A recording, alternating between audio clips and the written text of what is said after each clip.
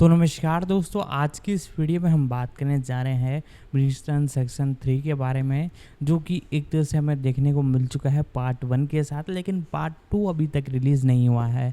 तो आज की इस वीडियो में हम इसके पार्ट 2 के बारे में आपको सारी कुछ जानकारी बताएंगे, जैसे कि प्री प्रोडक्शन, रिलीजिंग, कास्टिंग और कब तक ये हमें देखने को मिलेगा, कौन कौन से कैरेक्टर।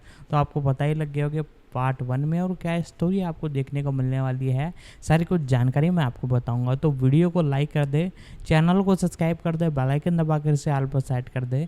अब इसके बारे में हम जानना चालू करते हैं। ब्रिजर्टन एक अमेरिकी ऐतिहासिक रोमांस टेलीविजन श्रृंखला है जो नेटफ्लिक्स के लिए क्रिस वान ड्यूसेन द्वारा बनाई गई है। जूलिया क्विन की पुस्तक श्रृंखला पर आधारित यह नेटफ्लिक्स के लिए शोंडालैंड का पहला स्क्रिप्टेड शो है। यह एक काल्पनिक परिवार के इर्द गिर्द घूमती है और 1800 के दशक की शुरुआत में सामाजिक मौसम के दौरान लंदन के रीजेंसी युग की प्रतिस्पर्धी दुनिया में स्थापित है, जहां युवा विवाह योग्य कुलीनता और सज्जनता को समाज में पेश किया जाता है। पहला सीजन 25 दिसंबर 2020 को शुरू हुआ। दूसरे सीजन का प्रीमियर 25 मार्च 2022 को हुआ। सीरीज को अप्रैल 2021 में तीसरे और चौथे सीजन के लिए नवीनीकृत किया गया। 1 मई 2023 में क्वीन चार्लोट ए ब्रिजर्टन स्टोरी रिलीज हुई। क्वीन चार्लोट पर केंद्रित एक स्पिन ऑफ श्रृंखला। तीसरे सीजन का प्रीमियर 2 भागों में होगा। पहला प्रीमियर 16 मई 2024 को हुआ और उसके बाद दूसरा 13 जून 2024 को होगा।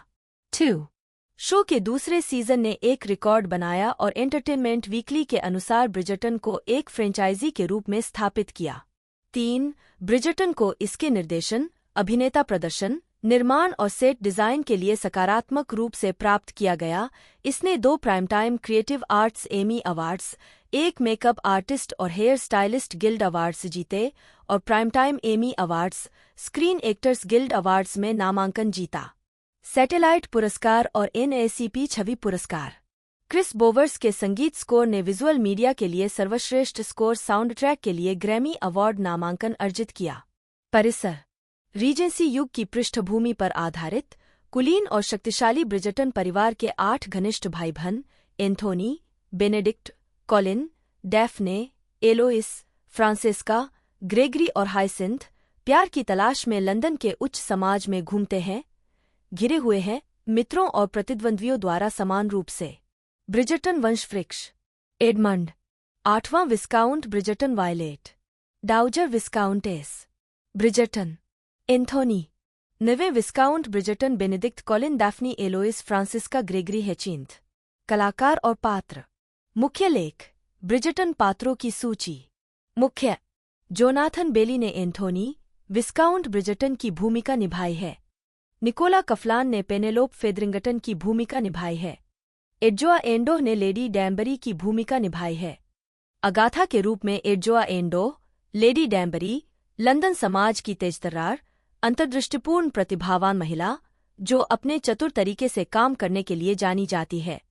जूली एंड्रयूज एक निंदनीय समाज समाचार पत्र की लेखिका लेडी व्हिसलडाउन की आवाज के रूप में। लोरेन एशबोर्न श्रीमती वर्ली, फेदरिंगटन की हाउसकीपर और पोर्टिया की विश्वासपात्र के रूप में। एंथोनी के रूप में जोनाथन बेली, 9वें विस्काउंट ब्रिजर्टन, ब्रिजर्टन के सबसे बड़े बेटे और परिवार के मुखिया, जिनकी शादी सीजन 2 की सह प्रमुख केट काउंटेस ब्रिजर्टन से हुई है। मरीना के रूप में रूबी बार्कर, लेडी क्रेन, नी थॉम्पसन, एक ग्रामीण कुलीन परिवार की फेदरिंगटन चचेरी बहन जो एक गुप्त गर्भावस्था रखती है।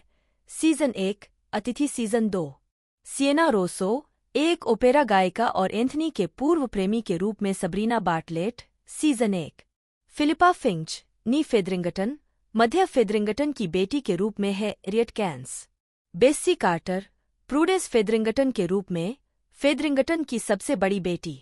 पेनेलोप फेदरिंगटन के रूप में निकोला कफलान, फेदरिंगटन की सबसे छोटी बेटी और एलोइस की करीबी दोस्त। वह लेखिका लेडी व्हिसलडाउन है, जैसा कि सीजन 1 के समापन में बताया गया था।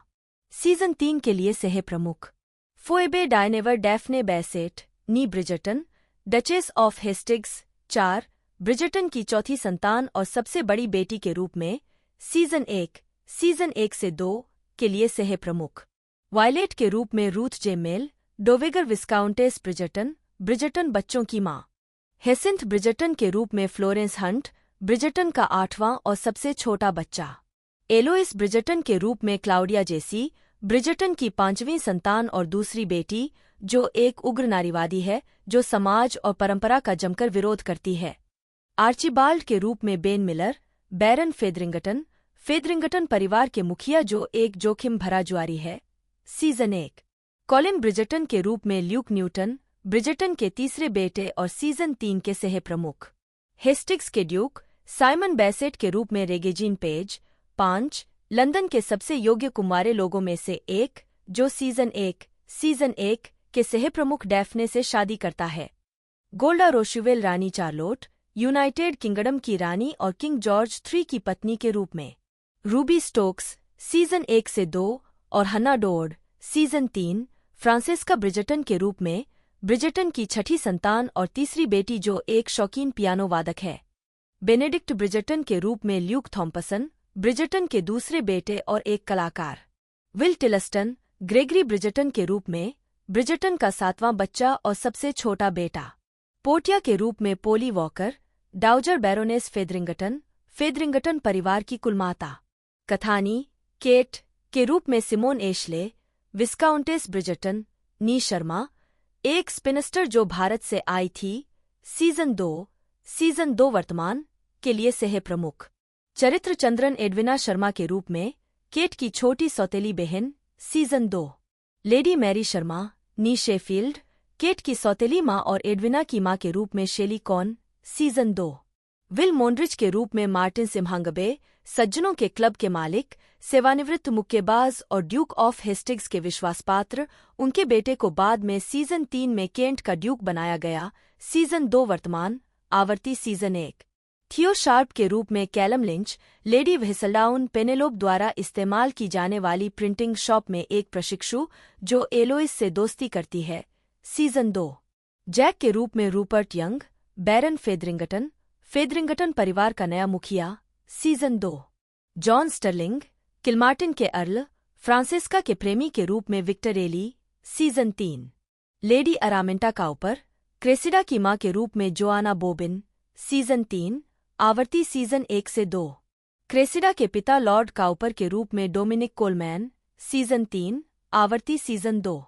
लेडी डैम्बरी के भाई मार्कस एंडरसन के रूप में Daniel Francis. Season 3। Cressida Cowper के रूप में जेसिका मैडसेन, एक गपशप फैलाने वाली और डैफ्ने की प्रतिद्वंद्वी नवोदित कलाकार। सीजन 3 आवर्ती सीजन 1 से 2। लेडी टिली अर्नोल्ड के रूप में हन्ना न्यू, बेनेडिक्ट की प्रेमिका। सीजन 3 आवर्ती। रोज नोलन के रूप में मॉली मैकग्लिन, डैफ्ने की वफादार नौकरानी और विश्वासपात्र। सीजन 1। जेफरीज बैसेट्स बटलर के रूप में जेसन बार्नेट। सीजन 1। ब्रिम्सले के रूप में ह्यूग सैक्स, रानी के गपशप फैलाने वाले सचिव और रानी के आदमी। जेराल्डिन एलेक्जेंडर श्रीमती विल्सन के रूप में, ब्रिजटन्स की हाउसकीपर। जेनेविव डेलाक्रोइक्स के रूप में कैथरीन ड्राइसडेल, एक उच्च समाज की मॉडेस्ट और ड्रेसमेकर जो लेडी व्हिसलडाउन पेनेलोप के साथ काम करती है। ब्रिजटन्स के बटलर हम्बोल्ट के रूप में Simon Lourdes. Sir Henry Granville के रूप में जूलियन ओवेंडेन, एक कलाकार जो बेनेडिक्ट से दोस्ती करता है। सीजन 1। जॉन के रूप में ओली हिगिंसन, ब्रिजटन परिवार में एक फुटमैन जो अक्सर एलोइस के लिए काम करता है। एलिस मोन्ड्रिच, विल मोन्ड्रिच की पत्नी के रूप में Emma Naomi. Lady Sita Malhotra के रूप में बनिता संधू, फ्रांसिस्का के साथ पहली बार साथी कलाकार। अतिथि जेमी बीमिश निगेल, बैरन बरब्रुक, डैफ्ने के प्रेमी के रूप में। सीजन 1। लेडी बरब्रुक, निगेल की मां के रूप में कैरोलिन क्वेंटिन। सीजन 1। रानी के पोते, प्रशिया के राजकुमार फ्रेडरिक के रूप में फ्रेडी स्ट्रोमा। सीजन 1। लेडी ट्रोब्रिज के रूप में एमी बेथहेस, एक अर्ल की सुखवादी विधवा। सीजन 1। यूनाइटेड किंगडम के राजा, किंग जॉर्ज III के रूप में जेम्स फ्लीट। किटी लैंगहेम, एक जनरल की पत्नी के रूप में Celine Buckens. Season 1। Sir Phillip Crane के रूप में क्रिस फुल्टन, मरीना के पति, एक बैरोनेट। Sarah Basset, duchess of Hastings, Simon की मां के रूप में Daphne Di Cintio. Season 1। Duke of Hastings, Simon के पिता के रूप में रिचर्ड पेपल। सीजन 1। श्रीमती कोल्सन के रूप में Pippa Haywood, Hastings country estate में हाउसकीपर। Season 1। Lord Sheffield, lady Mary के पिता और एडविना के दादा के रूप में Anthony Head, season 2। Lady Sheffield, lady Mary की मां और एडविना की दादी के रूप में Shobu Kapoor, season 2। Rupert Evans, Edmund, 8वें विस्काउंट ब्रिजर्टन, ब्रिजर्टन बच्चों के पिता, सीजन 2। एपिसोड्स। मौसम एपिसोड मूल रूप से जारी किया गया। 1. 8-25 दिसंबर 2020। 2. 8-25 मार्च 2022। 3. 6. 8-4-16 मई 2024। 4-13 जून 2024। सीजन 1, 2020। सीजन जिस उपन्यास पर आधारित है, उसके लिए द ड्यूक एंड आई देखें। नहीं, कुल मिलाकर नहीं। सीजन में शीर्षक निर्देशक टेलीप्ले द्वारा मूल रिलीज दिनांक 1-1 पहले पानी का हीरा, Jully any Robinson, Chris Van Dusen, 25 दिसंबर 2020। जैसे ही 1813 का सामाजिक सीजन शुरू होता है, रहस्यमयी लेडी व्हिसलडाउन द्वारा लिखी गई एक स्कैंडल शीट लंदन में प्रसारित होने लगती है। डैफ्ने ब्रिजर्टन ने समाज में पदार्पण किया और क्वीन चार्लोट ने अन्य नवोदित कलाकारों की तुलना में उनकी उच्च प्रशंसा की। इसमें 3 फेदरिंगटन बहनें शामिल हैं, जिन्हें बाद में पता चला कि उनकी दूर की चचेरी बहन मरीना थॉम्पसन सीजन के लिए उनके साथ रहेगी। डैफ्ने का बड़ा भाई एंथोनी, विस्काउंट ब्रिजर्टन, घृणित लॉर्ड बरब्रुक को छोड़कर कई संभावित दावेदारों को भगा देता है और उसकी लोकप्रियता को मरीना द्वारा ग्रहण किए जाने का खतरा है, जिससे रानी और लेडी फेदरिंगटन परेशान हो जाती हैं। इस बीच हेस्टिग्स के नए ड्यूक और एंथनी के पुराने दोस्त साइमन बेसेट अपने पिता की मृत्यु पर लंदन लौट आए। उसकी पुरानी परिचित लेडी डैम्बरी उसे सीजन में शामिल होने के लिए मनाती है, जहां उसका सामना एंथोनी और डैफ्ने दोनों से होता है। अपनी मालकिन सिएना रोसो के साथ संबंध तोड़ने के बाद एंथोनी ने डैफ्ने को बरब्रुक से वादा किया, जिससे वह काफी भयभीत हो गई। लेडी फेदरिंगटन ने मरीना का सामना किया, यह अनुमान लगाते हुए कि वह गर्भवती है। बाद में एक कार्यक्रम से उसका पीछा करने के बाद बरब्रुक डैफ्ने पर आरोप लगाता है और वह आत्मरक्षा में उसे घूंसा मारती है। कुछ क्षण पहले पहुंचने पर साइमन ने उसे सुझाव दिया कि वे उसकी संभावनाओं को बढ़ाने और उसे अपने किसी से मुक्त करने के लिए अदालत में जाने का नाटक करें। डैफ्ने सहमत हो जाती है और नया जोड़ा तुरंत सबका ध्यान अपनी ओर खींचता है। फ्लैशबैक से साइमन के दुखद बचपन का पता चलता है। प्रसव के दौरान उसकी मां की मृत्यु हो जाने के बाद साइमन के क्रूर पिता ने उसके हकलाने का पता चलने पर उसे अस्वीकार कर दिया। लेडी डैम्बरी उनकी सहायता के लिए आईं, उनकी शिक्षा की निगरानी की और उनके भाषण संबंधी मुद्दों को दूर करने में उनकी मदद की। अपने पिता की लापरवाही का बदला लेने के लिए साइमन ने उनकी मृत्युशैया पर उनसे प्रतिज्ञा की कि वह कभी कोई उत्तराधिकारी पैदा नहीं करेगा। वर्तमान में रानी लेडी व्हिसलडाउन के लेखन से और अधिक निराश हो गई है। पेनेलोप फेदरिंगटन ने एलोइस ब्रिजर्टन के साथ अपना भ्रम साझा किया कि एक बच्चे की कल्पना कैसे की जाती है। मरीना को लेडी फेदरिंगटन ने अपने कमरे तक ही सीमित रखा है, लेकिन पेनेलोप के साथ साझा करती है कि उसकी गर्भावस्था सर जॉर्ज क्रेन नामक एक व्यक्ति के प्यार के कारण हुई थी, जो स्पेन में लड़ रहा है। साइमन और डैफ्ने की चाल पूरी तरह से काम करती है, लेकिन एंथोनी साइमन द्वारा अपनी बहन का कथित पीछा करने से परेशान है। जब साइमन एंथोनी को बताता है कि लॉर्ड बरब्रुक ने डैफ्ने के साथ क्या करने की कोशिश की, तो एंथोनी ने लॉर्ड बरब्रुक के साथ अपना समझौता तोड़ दिया। हालांकि बरब्रुक एक विशेष विवाह लाइसेंस प्राप्त करता है और डैफ्ने के नाम को बर्बाद करने की धमकी देता है। लेडी ब्रिजर्टन हस्तक्षेप करती है और एक घोटाले का खुलासा करने के लिए लेडी व्हिसलडाउन को प्रभावित करने में सक्षम होती है, जो बरब्रुक को लंदन छोड़ने के लिए मजबूर करती है। 3-3 art of the swoon, Tom Verica Leila Cohan Kiley, 25 दिसंबर 2020। साइमन के करीब आने पर डैफ्ने ने कई प्रस्ताव ठुकरा दिए। लेडी फेदरिंगटन मरीना के लिए एक रिश्ता ढूंढने की कोशिश करती है, लेकिन वह जॉर्ज से शब्द की प्रतीक्षा करने पर जोर देती है, यह साबित करने के लिए दृढ़ संकल्पित कि वह अभी भी लंदन समाज की सच्ची शासक है। रानी ने डैफ्ने को अपने भतीजे, प्रशिया के सुंदर और दयालु राजकुमार फ्रेडरिक से मिलाने की योजना बनाई। लेडी डैम्बरी साइमन से कहती है कि उसे बेहतर मैच के लिए रास्ता बनाने के लिए डैफ्ने को प्रपोज करना होगा या अलग हटना होगा, और साइमन अनिच्छा से नकली प्रेमालाप को बंद कर देता है। बेनेडिक्ट ब्रिजर्टन को एलोइस पर लेडी व्हिसलडाउन होने का संदेह है, लेकिन इसके बजाय उसे पता चलता है कि वे दोनों अपनी संभावनाओं से असंतुष्ट हैं। एंथोनी सिएना के साथ मेलमिलाप करने की कोशिश करता है, लेकिन वह उसे ठुकरा देती है। मरीना को जॉर्ज से एक पत्र मिला जिसमें उसने अपने बच्चे की जिम्मेदारी लेने से इनकार कर दिया था, लेकिन मरीना को पता नहीं चला कि यह पत्र लेडी फेदरिंगटन द्वारा जाली था। लेडी ब्रिजटन एंथोनी को अपने लिए मैच के बारे में सोचने के लिए प्रेरित करती है। साइमन ने लंदन जल्दी छोड़ने का फैसला किया क्योंकि टूटे हुए दिल वाले डैफ्ने ने प्रिंस फ्रेडरिक का ध्यान आकर्षित किया। 4-4 सम्मान का मामला। शेरिफ फोल्कसन एबी मैकडोनाल्ड 25 दिसंबर 2020। प्रिंस फ्रेडरिक डैफ्ने को महल में आमंत्रित करता है और उसे एक सुंदर हार उपहार में देता है। मरीना को जल्द से जल्द शादी करने के प्रयास में उत्तराधिकारियों की चाह रखने वाले पुराने प्रेमी प्रेमिकाओं के सामने पेश किया जाता है। एलोइस लेडी व्हिसलडाउन की पहचान उजागर करने का संकल्प लेती है। डैफ्ने प्रिंस फ्रेडरिक के साथ एक मुक्केबाजी मैच में भाग लेती है। मरीना को एक बुजुर्ग प्रेमी का मनोरंजन करने के लिए मजबूर किया जाता है और कॉलिन ब्रिजटन, जो उसके कई शुरुआती प्रशंसकों में से एक है, द्वारा उसे बचाया जाता है। प्रिंस फ्रेडरिक एक शानदार समारोह में प्रस्ताव देने की तैयारी करता है, लेकिन अनिर्णित डैफ्ने बगीचे में भाग जाता है, जहां साइमन अलविदा कहने और माफी मांगने के लिए उसके पास आता है। अभिभूत और परेशान, डैफ्ने एक हेज भूल भुलिया में भाग जाता है। साइमन पीछा करता है और दोनों एक भावुक अचानक चुंबन साझा करते हैं, लेकिन एंथोनी द्वारा खोजे जाते हैं। एंथोनी ने गुस्से में मांग की कि दोनों शादी कर लें, और जब साइमन ने इनकार कर दिया तो उसने उसे भोर में द्वंद्वयुद्ध के लिए चुनौती दी। पेनेलोप मरीना में कॉलिन की रुचि से निराश हो जाती है, क्योंकि वह कुछ समय से उससे गुप्त रूप से प्यार करती थी और यह अनजाने में उसे एलोइस के साथ लड़ने का कारण बनता है। एंथोनी ने खुद को समाज से मुक्त करने और सिएना के साथ रहने के लिए द्वंद्व का उपयोग करने की योजना बनाई है।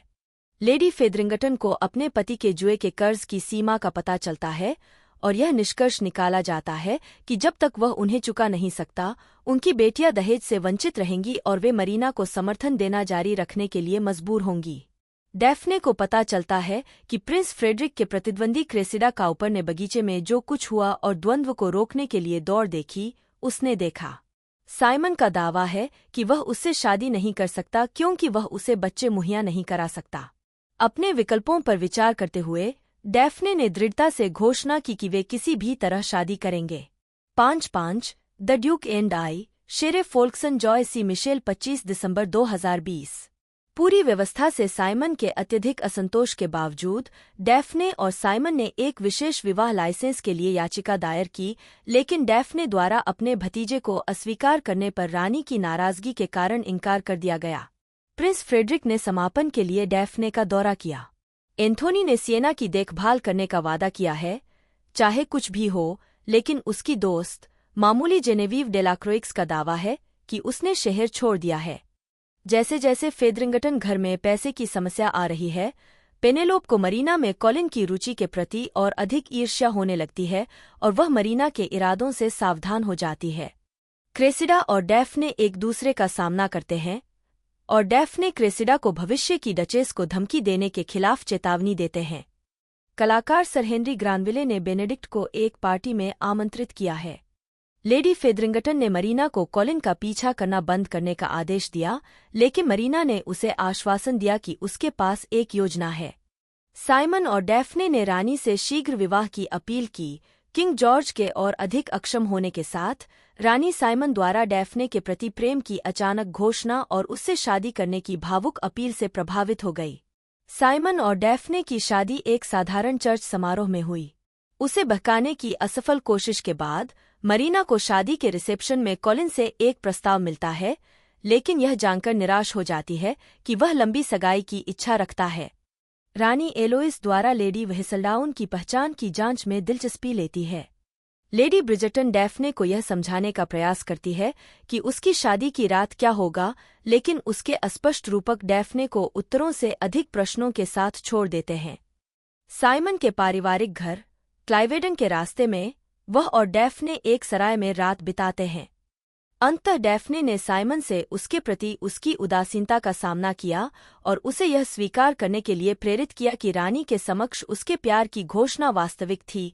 डैफ्ने ने खुलासा किया कि वह भी ऐसा ही महसूस करती है और डैफ्ने की जागरूकता की कमी के बावजूद यह जोड़ा अपनी शादी को संपन्न करता है। 6 स्विश जूली एनी रॉबिन्सन सारा डॉलार्ड 25 दिसंबर 2020। साइमन और डैफ्ने अपने हनीमून के लिए क्लाइवेडॉन पहुंचते हैं और रोमांटिक और यौन दोनों तरह से एक साथ काफी समय बिताते हैं। डैफ्ने को क्लाइवेडन की गृहस्वामी श्रीमती कोल्सन के साथ संबंध बनाने में कठिनाई होती है, जो प्रोटोकॉल का पालन करने में डैफ्ने की अरुचि से चुपचाप निराश हो जाती है। जैसे कि स्थानीय ग्रामीण तब होते हैं जब डैफ्ने मेले में स्वर प्रतियोगिता के विजेता का नाम बताने से इनकार कर देता है। कॉलिन ने मरीना के साथ अपनी सगाई की घोषणा की, जिससे उसका परिवार और पेनेलोप निराश हो गए। पेनेलोप ने कॉलिन को यह बताकर उसका मन बदलने का प्रयास किया कि मरीना किसी अन्य व्यक्ति से प्यार करती है, लेकिन वह इससे चिंतित नहीं है और मरीना को सुझाव देता है कि उन्हें स्कॉटलैंड की यात्रा करके योजना से पहले शादी कर लेनी चाहिए। साइमन ने यह सुनने के बाद अपना ध्यान किताबों की ओर लगाया कि उसके किराएदारों का किराया बढ़ गया है, जबकि डैफ्ने को बताया गया कि उसने विजेता स्वर का चयन न करके गांव को नाराज कर दिया, क्योंकि विजेता को क्लाइवेडन के आपूर्तिकर्ता के रूप में चुना गया होता। डैफ्ने श्रीमती कोल्सन से अपनी भूमिका के लिए मदद का अनुरोध करती हैं, जो उन्हें साइमन के पालनपोषण के बारे में और अधिक बताती हैं। पेनेलोप ने निष्कर्ष निकाला कि जॉर्ज का पत्र नकली था, लेकिन मरीना ने जॉर्ज से आगे बढ़ने का इरादा रखते हुए कॉलिन से शादी करने का विकल्प चुना। कॉलिन के प्रति पेनेलोप की रक्षात्मकता मरीना को एहसास दिलाती है कि वह उससे प्यार करती है। वह स्पष्ट रूप से पेनेलोप की भावनाओं की निंदा करती है और उसे यह स्वीकार करने का निर्देश देती है कि कॉलिन उससे कभी प्यार नहीं करेगा, क्योंकि वह मरीना से प्यार करता है, जिससे पेनेलोप की आंखों में आंसू आ जाते हैं। अपनी महिला नौकरानी की मदद से डैफ्ने को पता चला कि अगर साइमन चाहे तो उसके बच्चे हो सकते हैं, लेकिन वह उसे गर्भवती करने से बचने के लिए जानबूझकर जल्दी वापस जा रहा है।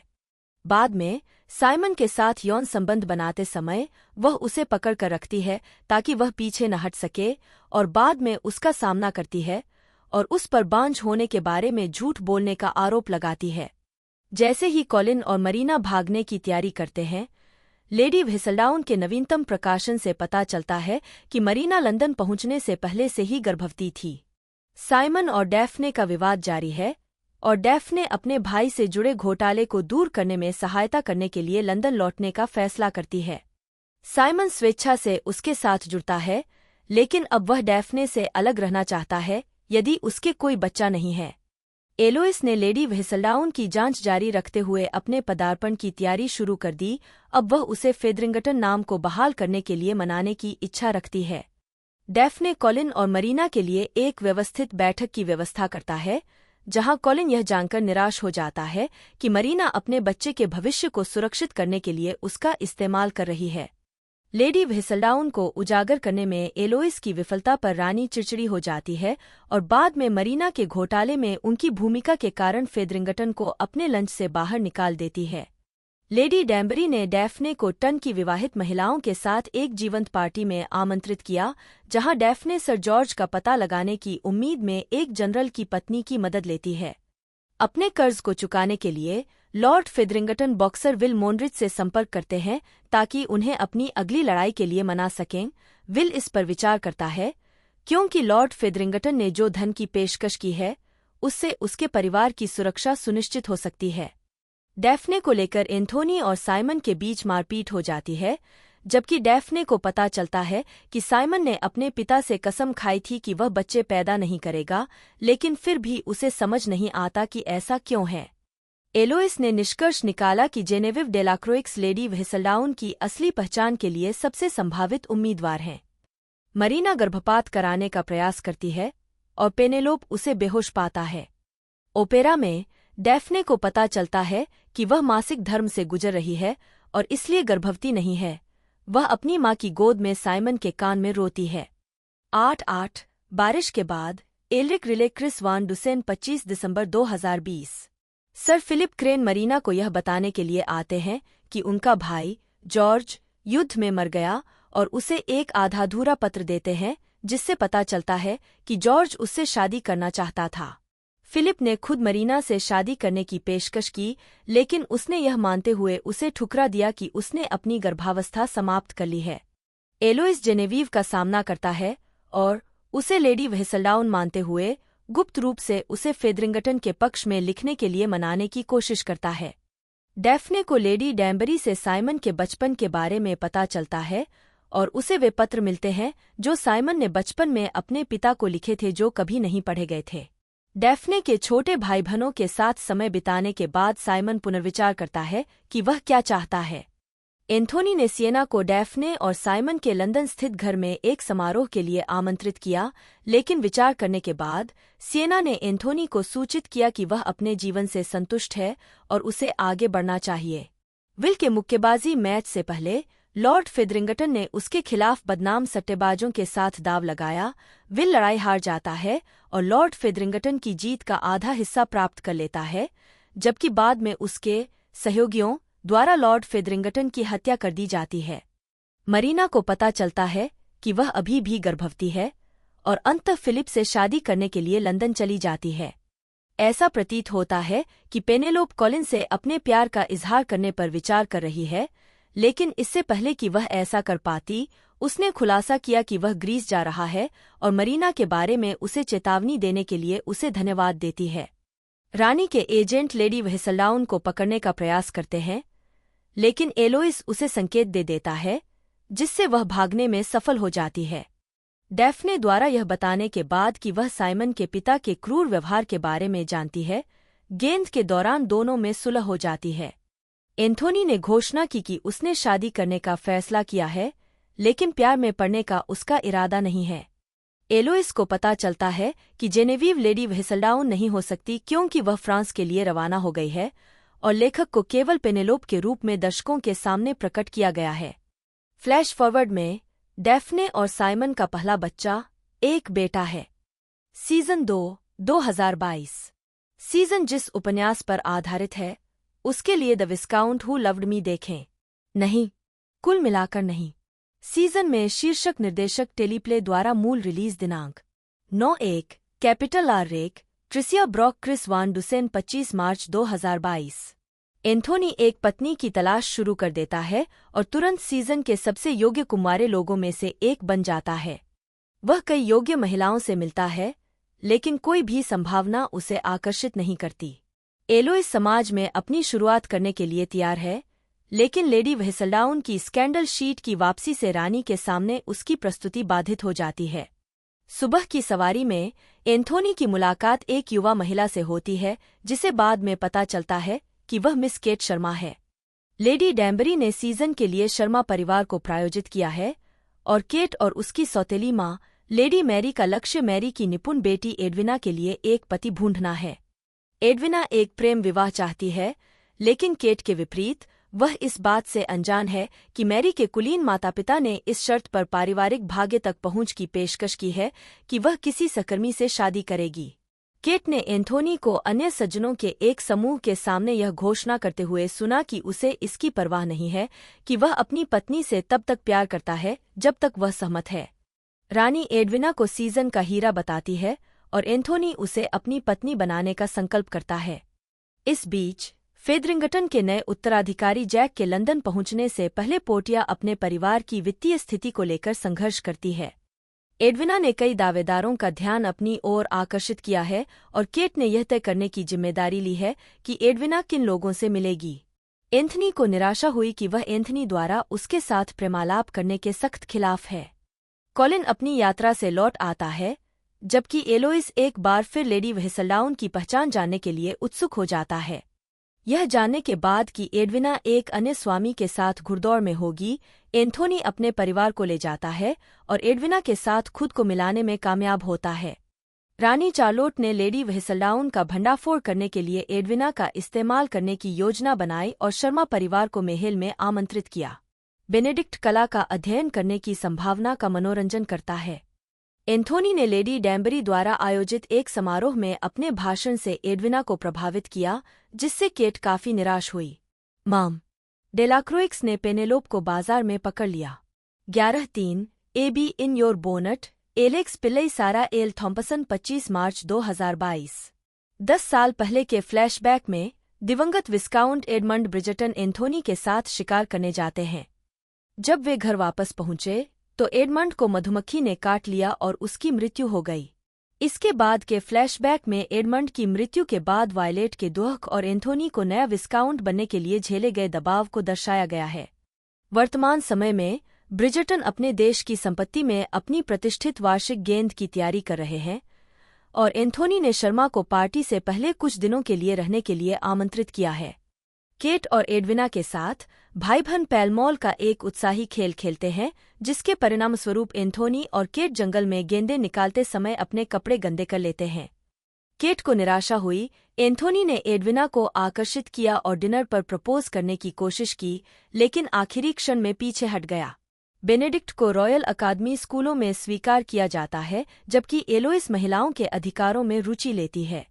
इस डर से कि जैक क्रेसिडा का ऊपर से शादी करेगा और फेदरिंगटन महिलाओं को उनके घर से बाहर निकाल देगा, पोर्टिया ने प्रूडेंस से उसकी शादी कराने की साजिश रची। पेनेलोप ने मम्मी को भर्ती किया। डेलाक्रोइक्स लेडी व्हिसलडाउन योजना का हिस्सा बनेगी। ऑब्रे हॉल के बगीचे में केट को मधुमक्खी ने काट लिया, जिससे एंथोनी घबरा गया। दोनों लगभग चुंबन करते हैं। 12-4 विजय Alex Pillai, Chris Van Dusen और जेस ब्राउनेल 25 मार्च 2022 ब्रिजर्टन बॉल के लिए मेहमान ऑब्रे हॉल में पहुंचने लगे। उनके आपसी आकर्षण से अनजान एडविना केट को एंथोनी के साथ समय बिताने के लिए प्रोत्साहित करती है, यह सोचकर कि केट की अस्वीकृति उसे प्रस्ताव देने से रोकती है। केट पुरुषों के साथ शिकार पर जाती है, जहां वह और एंथोनी एक और शारीरिक क्षण साझा करते हैं। कॉलिन मरीना, जो अब लेडी क्रेन है, से मिलने जाता है और उसके नए पति से मिलता है। मरीना की शादी खुश नहीं है, लेकिन वह उसे आगे बढ़ने के लिए कहती है और अन्य लोग भी हैं जो उसके ध्यान के लायक हैं। डैफ्ने एडविना को जानने की कोशिश करती है, लेकिन उसे इस बात पर यकीन नहीं है कि वह एंथोनी के लिए उपयुक्त है। पोर्टिया जैक और प्रूडेंस को शादी के लिए मजबूर करने के लिए अकेले पकड़ने की व्यवस्था करती है, लेकिन जैक को पता चलता है कि वह गुप्त रूप से दरिद्र है और क्रेसिडा से उसके भाग्य के लिए शादी करने की योजना बना रहा था। डैफ्ने ने लाइब्रेरी में एंथोनी और केट को आपत्तिजनक स्थिति में पकड़ लिया और एंथोनी से अपनी भावनाओं के प्रति ईमानदार रहने का आग्रह किया। जैसे ही शर्मा लंदन के लिए प्रस्थान करने की तैयारी करते हैं, एंथोनी एडविना को प्रस्ताव देते हैं और वह स्वीकार कर लेती है। 13-5 एक अकल्पनीय भाग्य टॉम वेरिका एबी मैकडोनाल्ड 25 मार्च 2022 रानी चार्लोट ने एंथोनी और एडविना की सगाई को दिल से स्वीकार कर लिया और यहाँ तक कि शादी को प्रायोजित करने की पेशकश भी की। दोनों परिवार सैर पर जाते हैं। जब केट किसी दूसरे आदमी के साथ नाव की सवारी पर जाती है तो एंथोनी को ईर्ष्या होने लगती है। एलोइस समान अधिकारों के बारे में एक बैठक में भाग लेने के लिए ब्लूमसबरी में छिपता है और लेडी व्हिसलडाउन के प्रिंटर के सहायक थियो शार्प से मिलता है। मैरी के माता पिता शेफील्ड एडविना से मिलने के लिए लंदन जाते हैं, लेकिन रात के खाने में वे मैरी और केट के लिए अवमानना प्रदर्शित करते हैं और उनकी व्यवस्था की एडविना को एक रईस व्यक्ति से शादी करनी चाहिए प्रकाश में आती है। तीनों शर्मा महिलाओं का बचाव करते हुए एंथोनी ने शेफील्ड्स को छोड़ने का आदेश दिया, लेकिन शादी जारी रखने में झिझक रहा है। केट ने उन्हें ऐसा करने के लिए मना लिया, भले ही वे अपनी भावनाओं को स्वीकार कर रहे हों। यह जानने पर कि कई सज्जन जैक की खदानों में निवेश करने में रुचि रखते हैं, पोर्टिया ने उन्हें अपना पैसा लेने के लिए मना लिया। 14-6 विकल्प टॉम वेरिका लुलू इग्बोक्वे 25 मार्च 2022 एंथोनी और एडविना की शादी की तैयारियां चल रही हैं। एडविना को लगता है कि एंथोनी उससे प्यार नहीं करता। डैफ्ने ने एंथोनी को इसे बंद करने के लिए प्रेरित करने की कोशिश की, लेकिन कोई फायदा नहीं हुआ। केट एडविना को पहनने के लिए अपनी माँ के कंगन देती है, लेकिन उसकी बहन उसे इसके बजाय उन्हें पहनने के लिए कहती है। शादी में केट और एंथोनी एक दूसरे को घूरने से खुद को रोक नहीं पाते। जब केट अपना कंगन वेदी पर गिराती है, एंथोनी उसकी मदद के लिए दौड़ता है। एडविना को एहसास होता है कि उनके रिश्ते में कुछ और भी है और वह वेदी से भाग जाती है। क्रोधित रानी चार्लोट ने मेहमानों को बगीचे में रुकने के लिए कहा, जबकि एडविना ने खुद को शांत किया। केट एडविना को अपनी बात समझाने की कोशिश करती है और एंथोनी पुष्टि करता है कि वह शादी का इरादा रखता है। आखिरकार एडविना ने फैसला किया कि वह उससे शादी नहीं कर सकती। केट और एंथोनी चर्च में अकेले रह गए और चुंबन किया।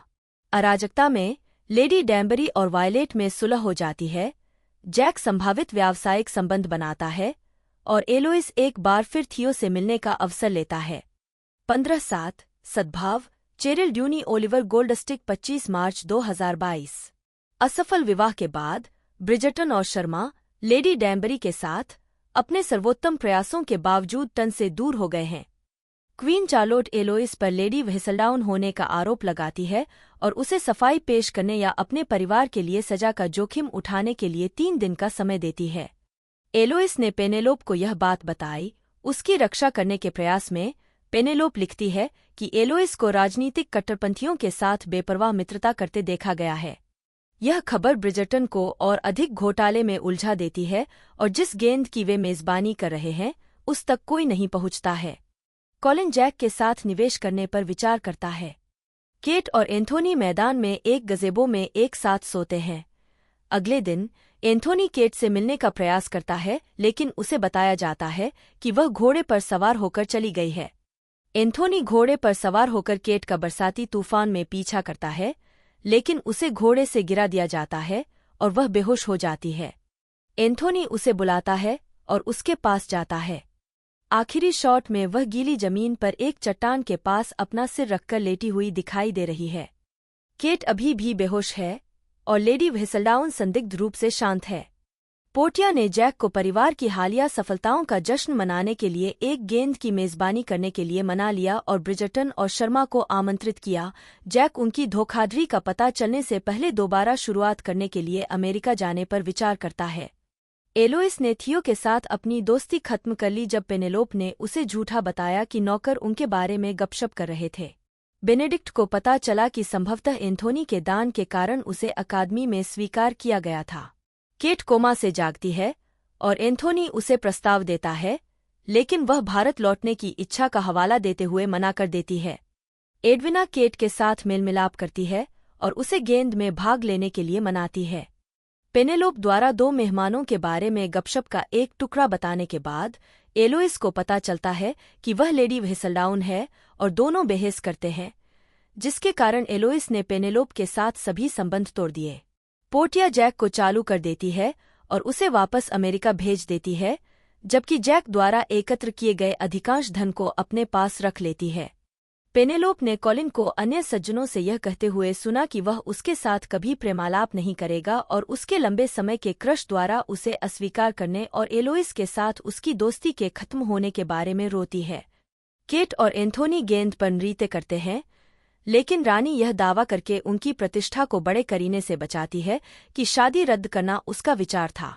एंथोनी और केट एक दूसरे के प्रति अपने प्यार का इजहार करते हैं। पेनेलोप ने लेडी व्हिसलडाउन के रूप में आगे बढ़ने का फैसला किया। 6 महीने की यात्रा के बाद केट और एंथोनी, जो अब शादीशुदा हैं, ऑब्रे हॉल में पलमॉल के एक और खेल के लिए ब्रिजर्टन के बाकी सदस्यों के साथ शामिल हुए। सीजन 3 2024। सीजन जिस उपन्यास पर आधारित है उसके लिए रोमांसिंग मिस्टर ब्रिजर्टन देखें। नहीं, कुल मिलाकर नहीं। सीजन में शीर्षक 7, निर्देशक टेलीप्ले द्वारा 8, मूल रिलीज दिनांक 6। भाग पहला 17:1, छाया से बाहर, ट्रिसिया ब्रॉक जेस ब्राउनेल 16 मई 2024। कॉलिन विदेश से लौटता है और ढेर सारी महिलाओं को आकर्षित करता है, हालांकि पेनेलोप उसकी पिछली निर्दयी टिप्पणियों के कारण रोमांचित नहीं है। फ्रांसिस्का ब्रिजर्टन ने समाज में अपनी शुरुआत की है, हालांकि वह अपने भाई बहनों की तुलना में अधिक शर्मीली है और सामाजिक बवंडर के बीच अपने पियानो बजाने के लिए शांति के लिए तरसती है। इस बीच एलोइस बदल गई है और अब फैशन में रुचि रखती है और उसकी दोस्ती मतलबी लड़की क्रेसिडा से हो गई है। पेनेलोप के साथ अनबन के बाद वायलेट ब्रिजर्टन को निराशा हुई। लेडी व्हिसलडाउन की प्रशंसा के बावजूद क्वीन चार्लोट को नवोदित कलाकारों में कोई खास दिलचस्पी नहीं है। लेडी पोर्टिया फेदरिंगटन अपनी बेटियों को उनकी संपत्ति बनाए रखने के लिए सुरक्षित उत्तराधिकारी सुनिश्चित करने में व्यस्त है। इस बीच पेनेलोप अपने परिवार द्वारा दबा हुआ महसूस करते हुए एक मेकओवर से गुजरती है। मोनरिच परिवार को अपने बेटे के लिए केंट के नए अर्ल के रूप में एक उपाधि मिलती है, जो अप्रत्याशित धन लाता है और उन्हें समाज में धकेलता है। डेम्बरी गेंद पर पेनेलोप का नया रूप ध्यान आकर्षित करता है, लेकिन क्रेसिडा द्वारा आयोजित एक अपमानजनक घटना की ओर ले जाता है, जिससे पेनेलोप भाग जाता है और कॉलिन उसका पीछा करता है। वह माफी मांगने की कोशिश करता है, व्हिसलडाउन घोटाले से अनजान, जो उसने उसके बारे में लिखा था। बाद में कॉलिन पेनेलोप से माफी मांगता है और अपनी दोस्ती को सुधारते हुए उसे एक पति ढूंढने में मदद करने की पेशकश करता है। हालांकि पेनेलोप को व्हिसलडाउन के अपने कड़वे अंश के परिणाम का सामना करना पड़ता है, क्योंकि कॉलिन स्कैंडल शीट लेखक को बेनकाब करने की कसम खाता है, जिससे उसकी गुप्त पहचान को खतरा होता है।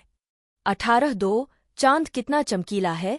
ट्रिसिया ब्रॉक सारा एल थॉम्पसन 16 मई 2024। क्वीन चार्लोट लेडी व्हिसलडाउन की गपशप से अप्रभावित रहती हैं और सीजन का हीरा चुनने में अपना समय लेती हैं। जल्दबाजी करने के बजाय वह लड़कियों को खुद को प्रभावित करने देने का फैसला करती है, जिससे संभावित रूप से अराजकता पैदा हो सकती है। मोन्ड्रिच एक भव्य संपत्ति में चले जाते हैं, लेकिन अपने अलग शयनकक्षों और श्रीमती मोन्ड्रिच को विरासत में मिली पुरानी पोशाकों से नाखुश हैं। हालांकि वह उनमें फिट होने के लिए उन्हें बदलने की योजना बना रही है।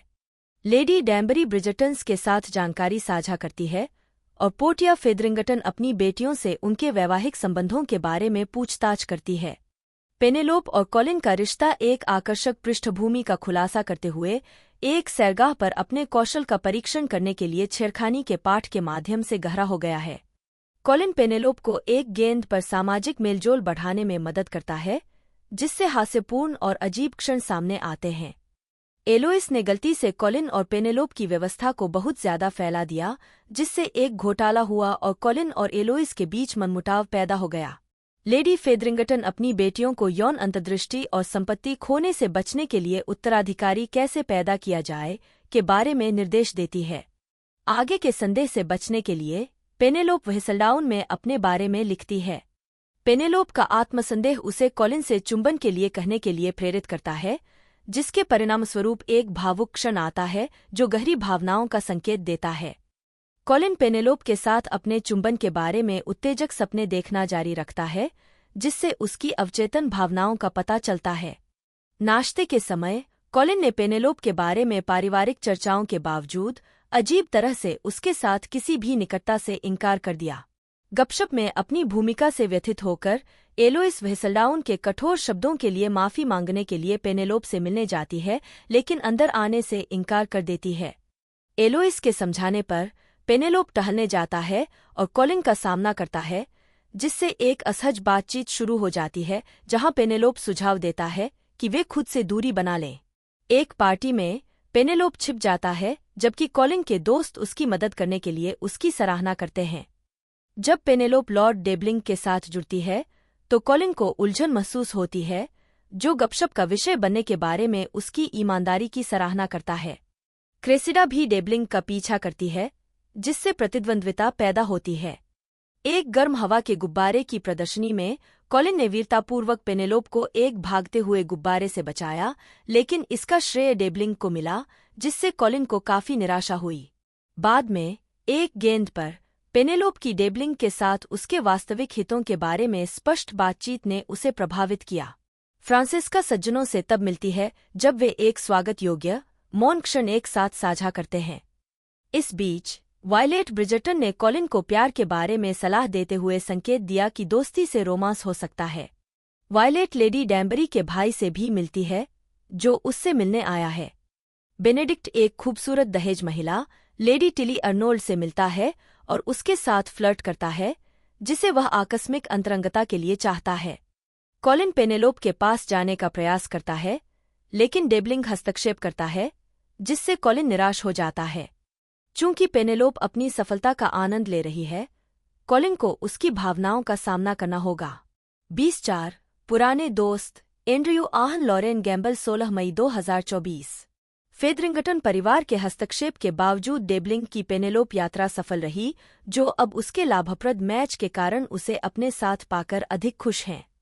कॉलिन ब्रिजर्टन पेनेलोप के लिए अपनी भावनाओं से इनकार करना जारी रखता है, जबकि बेनेडिक्ट विधवा लेडी अर्नोल्ड के साथ अपनी कामुक मुठभेड़ जारी रखता है। लेडी डैम्बरी अपने भाई से परेशान है और रानी लेडी व्हिसलडाउन की अच्छी प्रेस से खुश है। एक रहस्यमय अतिथि लॉर्ड किलमार्टिन, एक अर्ल, वह सज्जन व्यक्ति जिसके साथ फ्रांसिस्का ने एक आरामदायक चुप्पी साझा की थी, कॉल करने आता है, जो फ्रांसेस्का ब्रिजर्टन को प्रसन्न करता है लेकिन उसके परिवार को भ्रमित करता है, एक और प्रेमी की उम्मीद करता है। पेनेलोप बाद में डेबलिंग के साथ एक बड़े पुस्तकालय की यात्रा का आनंद लेती है, जो उसके बौद्धिक हितों की सराहना करता है। उनकी अनुकूलता के बावजूद पेनेलोप कॉलिन पर नजर रखता रहता है। डेबलिंग को प्रपोज करने में दिलचस्पी है, लेकिन उसे पेनेलोप की व्याकुलता का एहसास होता है। इस बीच अन्य महिलाओं की संगति में अरुचि महसूस करने के बाद कॉलिन को पेनेलोप के प्रति अपने स्नेह का एहसास होता है। फ्रांसेस्का की लॉर्ड किलमार्टिन के साथ एक अजीब मुठभेड़ होती है, जो बाद में उसे एक विचारशील उपहार देता है। एक गेंद पर पेनेलोप डेबलिंग के साथ नृत्य करती है, लेकिन कॉलिन उसे रोक देता है, जो उसे ठोस कारण बताए बिना डेबलिंग से शादी करने के खिलाफ चेतावनी देता है। कॉलिन के लिए पेनेलोप की भावनाओं को देखते हुए डेबलिंग ने प्रस्ताव न देने का फैसला किया। इससे पेनेलोप और उसकी मां पोर्टिया के बीच टकराव होता है। कॉलिन ने पेनेलोप के सामने अपनी भावनाओं को व्यक्त किया, जिसके बाद एक भावुक क्षण आया और उसने अपने परिवार के सामने अपनी सगाई की घोषणा की। भाग 2 21 टिक टॉक TBA अजिया स्क्वायर 13 जून 2024 22 रोमांसिंग मिस्टर ब्रिजर्टन TBA 13 जून 2024 23 हाथ मिलाना टॉम वेरिका 9 गीतिका टंडन छिपकली 13 जून 2024 24 प्रकाश में टॉम वेरिका 9 डैनियल रॉबिन्सन 13 जून 2024 उत्पादन विकास सीजन 1 ब्रिजर्टन के कार्यकारी निर्माता शोंडा राइम्स 20 जुलाई 2018 को नेटफ्लिक्स ने घोषणा की कि शोंडा राइम्स अपनी प्रोडक्शन कंपनी शोंडालैंड के माध्यम से जूलिया क्विन द्वारा ब्रिजर्टन श्रृंखला के सबसे अधिक बिकने वाले उपन्यासों का स्क्रीन रूपांतरण तैयार करेगी, जबकि क्रिस वान डुसेन श्रोता के रूप में काम करेंगे। 10 क्विन ने द टैमरॉन हॉल शो में बताया कि जब उसने अपने एजेंट से सुना कि राइम्स को उसके उपन्यासों को अपनाने में दिलचस्पी है, तो वह लगभग बेहोश हो गई और तुरंत इस प्रस्ताव पर सहमत हो गई। 11 शो के सीजन 1 में द ड्यूक एंड आई को रूपांतरित किया गया, जो क्विन की श्रृंखला की पहली पुस्तक थी। वान डुसेन ने शोंडालैंड के एक लेख में कहा, मुझे लगता है कि पीरियड शो को थोड़ा पारंपरिक और रूढ़िवादी माना जाता है। ब्रिजर्टन के साथ एक पीरियड शो के बारे में जो कुछ भी मुझे पसंद था उसे लेना चाहता था और इसे कुछ ताज़ा, सामयिक और प्रासंगिक बनाना चाहता था। 12 सीजन 2 पहला सीजन प्रसारित होने से पहले शो पहले से ही दूसरे सीजन के लिए प्री प्रोडक्शन में था, जिसकी आधिकारिक घोषणा जनवरी 2021 में की गई थी। 13-14 यह एंथनी पर केंद्रित है और the viscount who loved me पुस्तक पर आधारित है।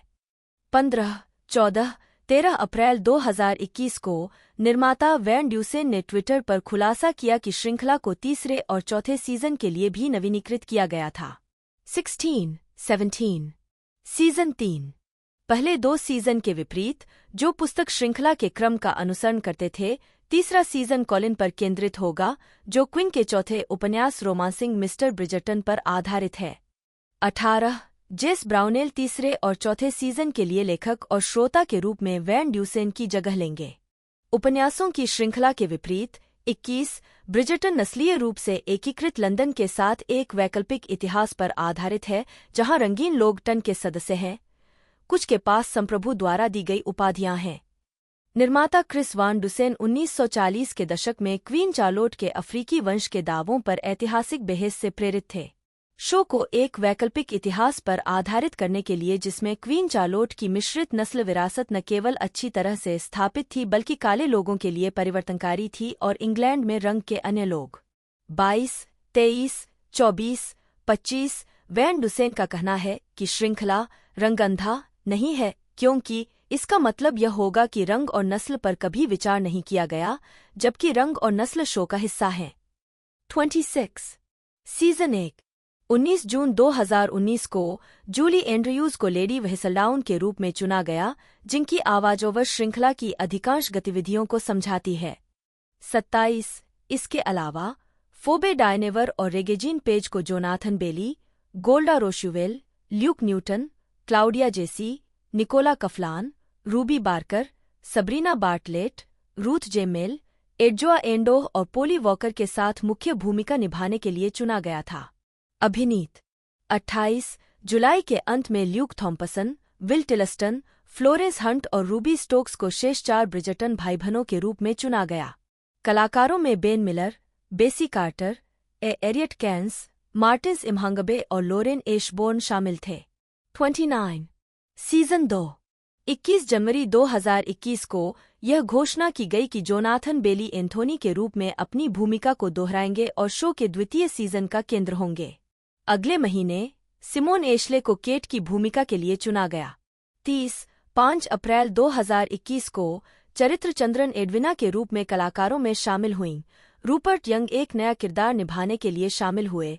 31 शेली कॉर्न को केट की सौतेली माँ और एडविना की माँ मैरी के रूप में चुना गया था और कैलम लिंच को थियो शार्प के रूप में लिया गया। 28 मई 2021 को रूपर्ट इवांस ब्रिजटन परिवार के दिवंगत मुखिया एडमंड ब्रिजटन के रूप में कलाकारों में शामिल हुए।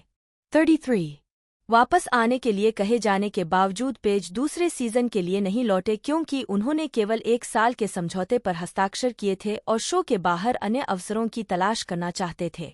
35 सीजन 3 अप्रैल 2022 में बेली और एशले को विस्काउंट और विस्काउंटेस ब्रिजटन के रूप में तीसरे सीजन के लिए लौटने की पुष्टि की गई थी, जिसमें वे इसी नाम के परिवार के मुखिया के रूप में अपने विवाहित जीवन और कर्तव्यों की खोज करेंगे।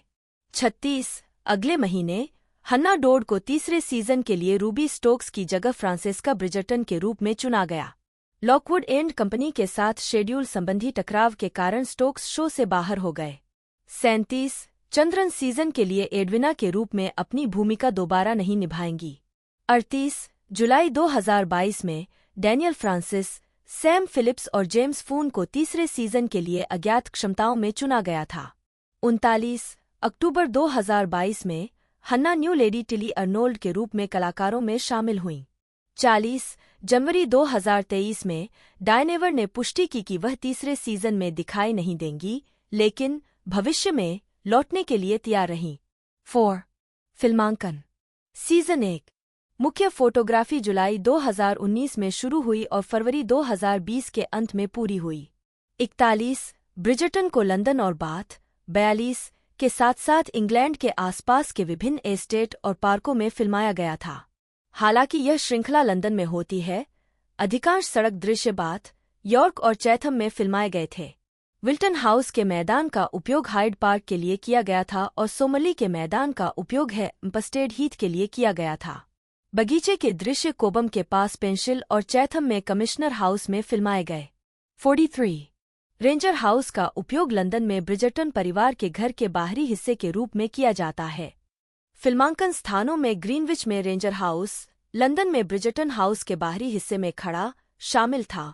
RAF हॉल्टन में Halton house, Bridgerton house interior, Featherington का interior, Wilton House, Simon Hastings House, Cliveden estate interior, Saint James Palace सिंहासन कक्ष, सायन हाउस और Badminton House, Hastings House, Castle Howard, Cliveden estate, Coneysthorpe, Cliveden गांव, Hampton Court Palace और Lancaster House, Saint James Palace, Holburne संग्रहालय, lady Danbury की संपत्ति, Field House, Featherington का interior, number 1 Royal Crescent, Grosvenor Square, Queen's House और समरली, Somerset house और वकील court, coaching सराय। 45 Vauxhall pleasure garden अब अपनी संपूर्णता में मौजूद नहीं है। प्रोडक्शन टीम ने कैसल हॉवर्ड और स्टोव पार्क के साथ शेष हिस्सों को मिलाकर लेडी डैम्बरी की गेंद के लिए इसे फिर से बनाया।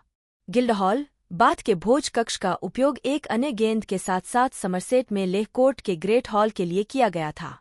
46 एंथोनी ब्रिजटन और साइमन बैसेट मध्य लंदन के पाल मॉल में वास्तविक जीवन के रिफॉर्म क्लब में मिलते हैं। 47 वह दृश्य जिसमें लेडी फेदरिंगटन मरीना को झुग्गियों में ले जाती है, केंट के चैथम डॉकयार्ड में फिल्माया गया था। टेडिंगटन में नॉर्मनसफील्ड थिएटर के अलावा यहाँ बॉक्सिंग दृश्य भी फिल्माए गए थे। थिएटर के दृश्य एक्नी एम्पायर में फिल्माए गए थे।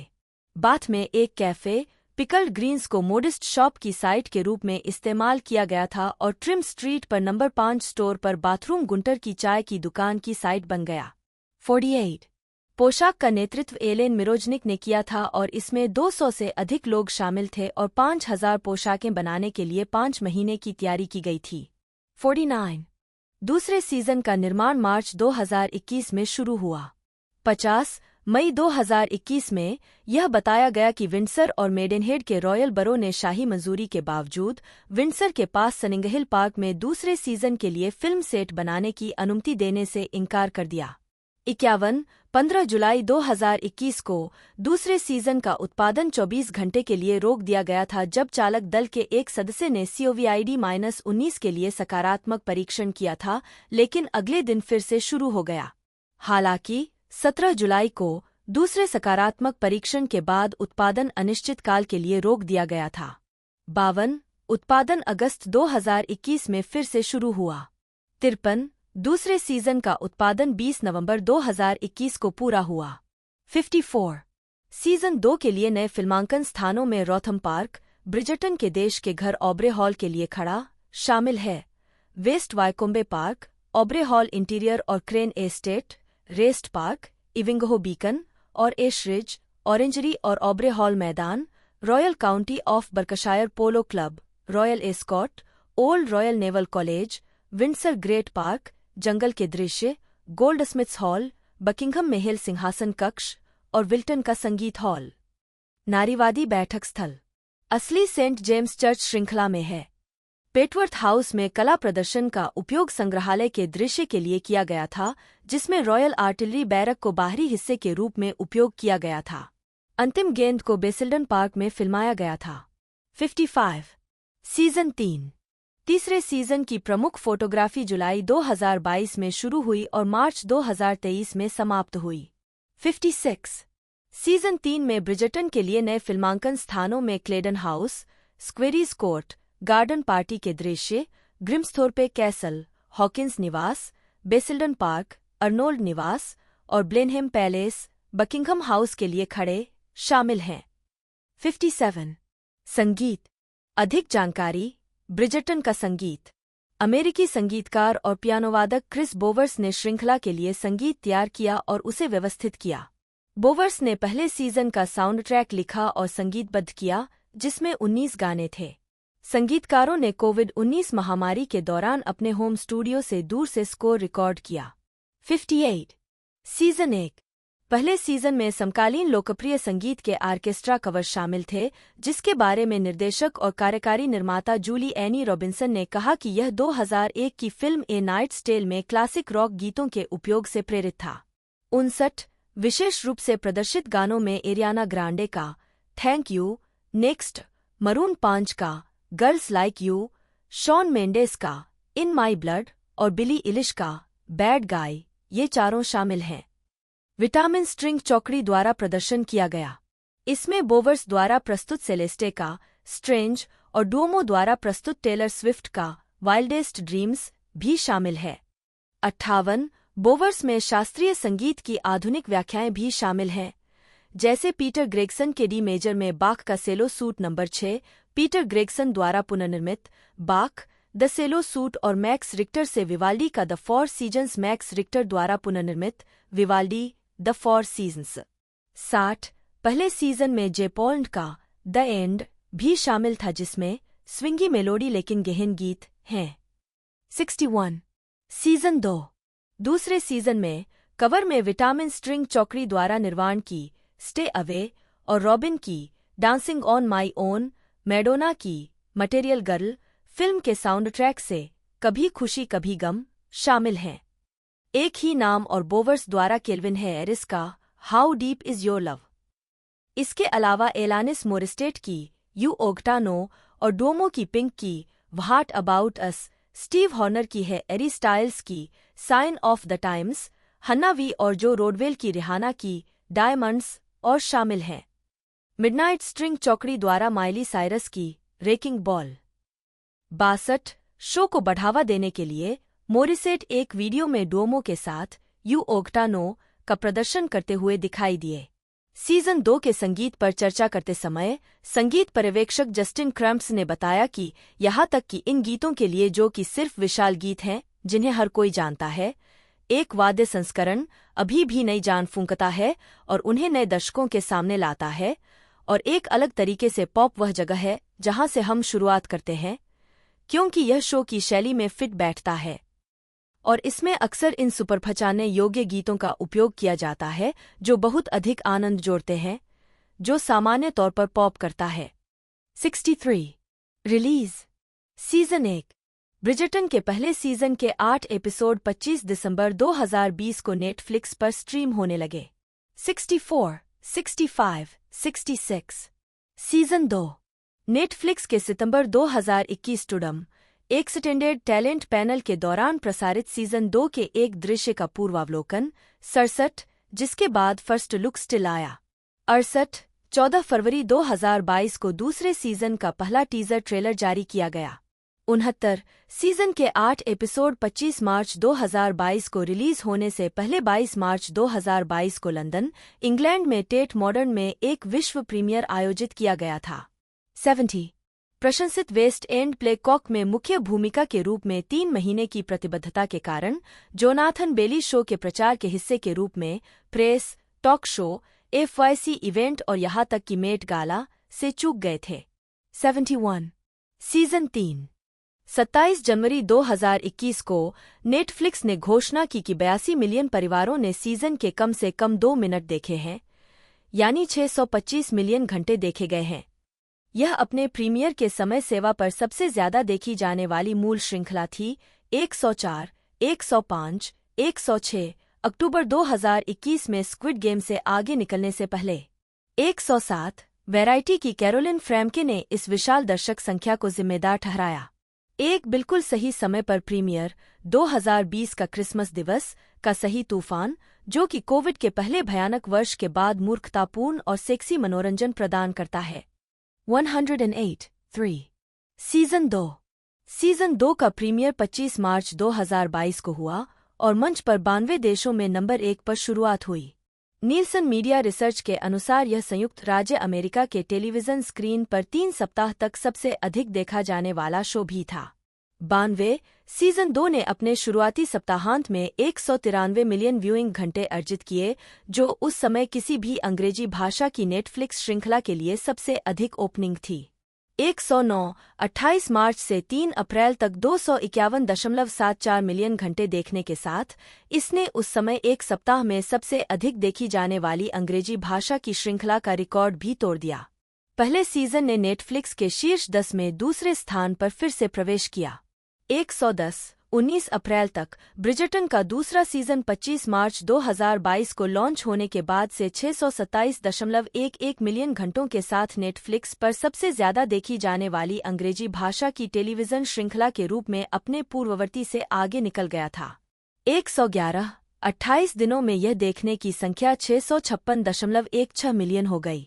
112 नीलसन मीडिया रिसर्च ने सीजन 2 की उपलब्धता के पहले 3 दिनों में संयुक्त राज्य टेलीविजन स्क्रीन पर देखे गए 2.55 बिलियन मिनट 21 मार्च के सप्ताह के सभी स्ट्रीमर के मुकाबले 2 गुना का विश्लेषण करते हुए ब्रिजर्टन के दर्शकों को विविध और व्यापक बताया।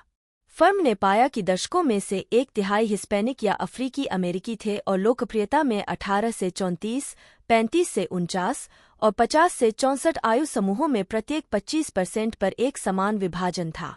एकमात्र अपवाद लैंगिक समानता थी, जिसमें 76% दर्शकों के महिला होने की सूचना थी।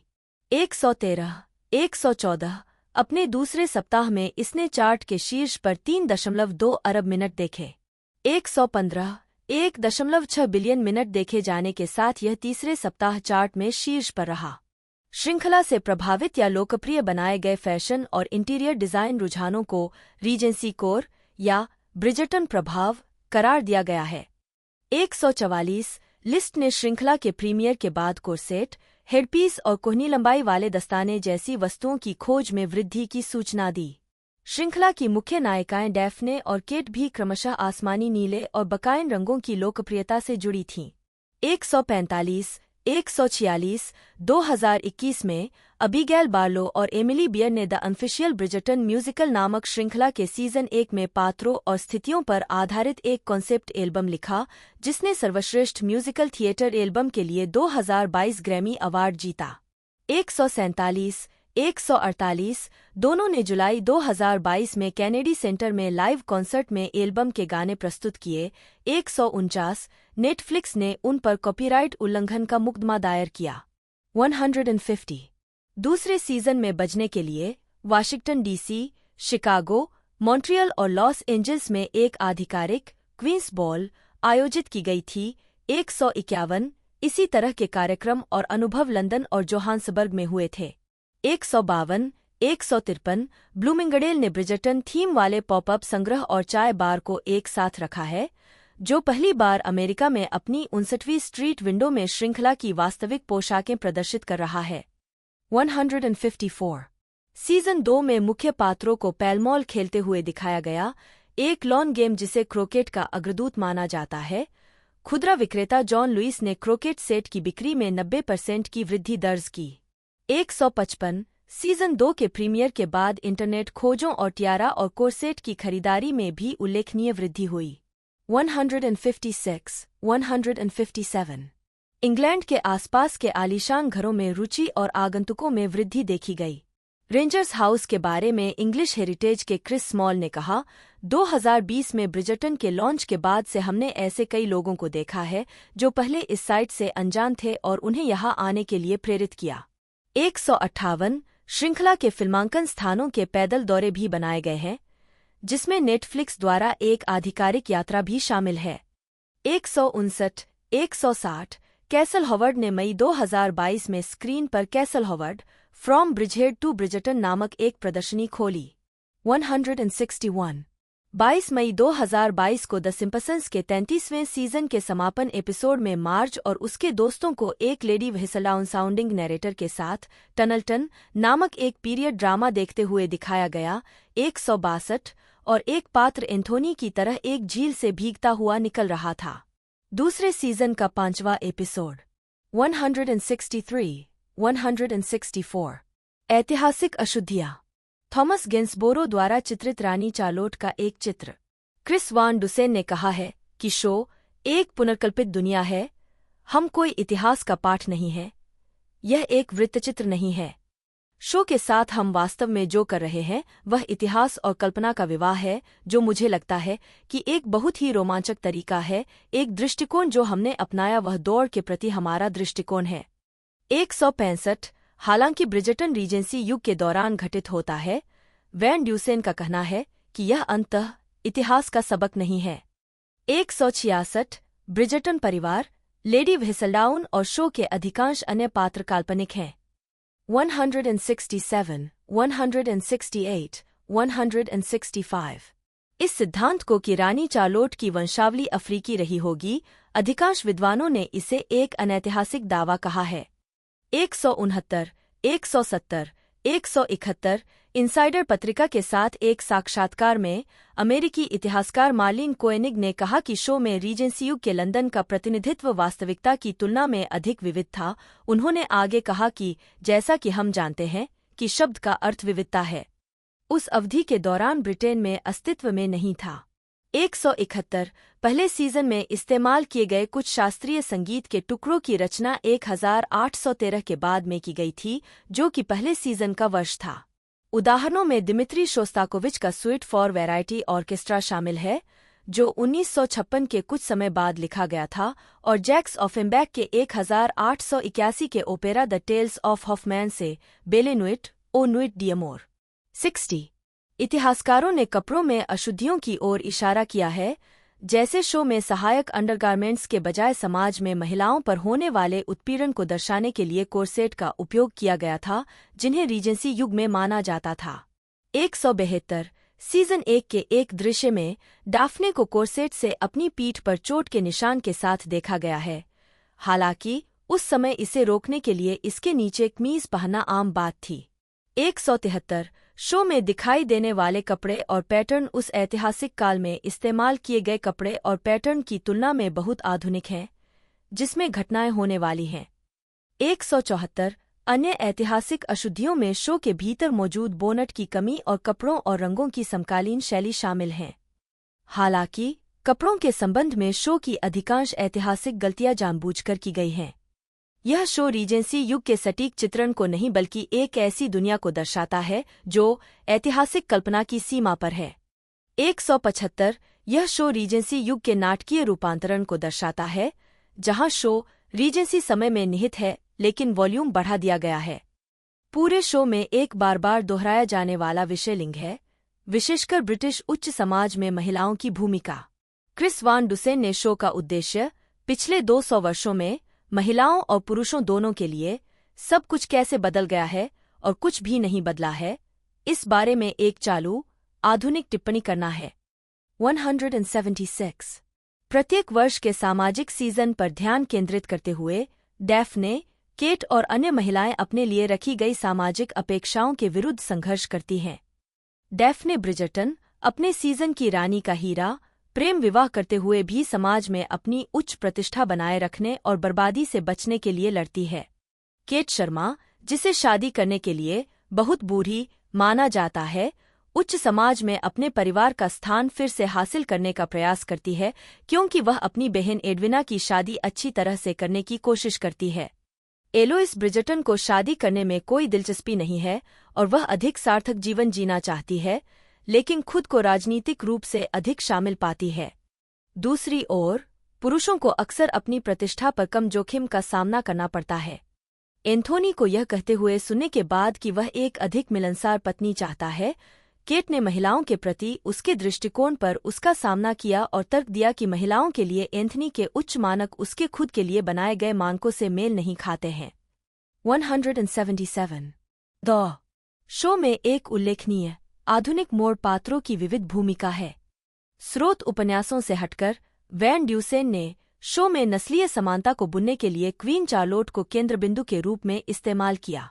176 रानी चार्लोट को एक अश्वेत महिला के रूप में पेश करते हुए वान डुसेन बताते हैं, क्या वह अपनी शक्ति का उपयोग समाज में अन्य रंग के लोगों को ऊपर उठाने के लिए कर सकती थी?